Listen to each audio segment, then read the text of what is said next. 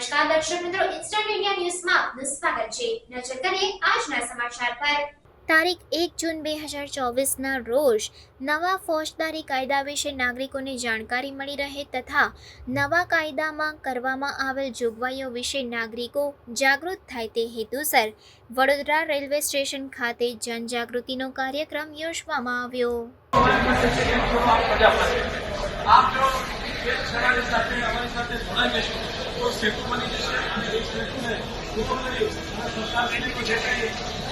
सुरक्षा सरकारની સુરક્ષા મળી રહે એ અભિગમને આપણે પૂર્ણ કરવાની